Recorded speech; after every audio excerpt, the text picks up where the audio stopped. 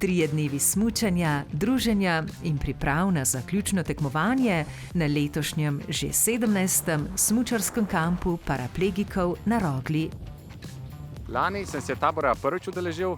Moram reči, da letos sem že dokaj domač na snegu, tako da sem z veseljem nastopil na tekmi, katera je na sporedu zadnji dan tabora.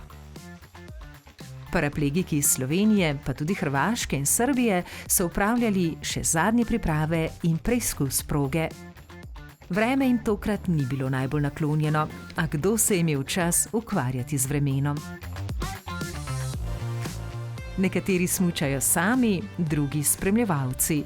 Vsi pa si želijo čim več lepih zavojev med veleslalomskimi vratci. Vemo, da kar nekaj paraplegikov je pred poškodbo smučalo in zakaj jim ne bi nudili s tem kampom, da tudi se naučijo sedi smučanja.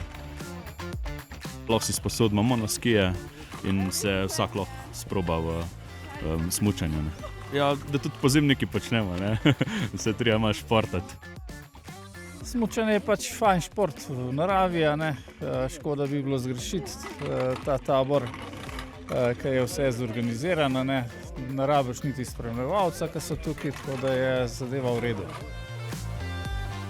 Od prvega kampa dalje so del ekipe tudi prostovoljke, študentke delovne terapije.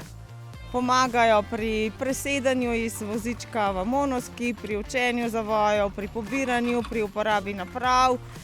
Hkrati pa to je ena velika izkušnja druženja, tudi izkušnja različnih prilagojenih izvedbe aktivnosti, pripomočkov življenja, tako da je to pač neko poslanstvo tudi delovne terapije.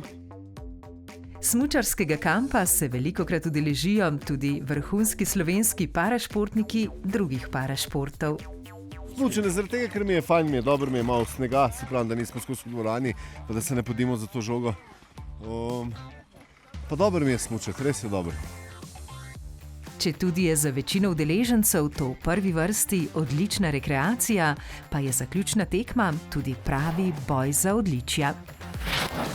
3-dnevni smučarski kamp na Rogli se tako tradicionalno zaključi s podelitvijo medalj najboljšim.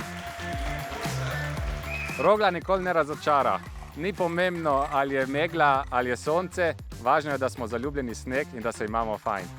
Mislim, da se vsi skupaj že veselimo prihodnjega leta in novega tabora. Manca, zdaj pa je beseda tvoja.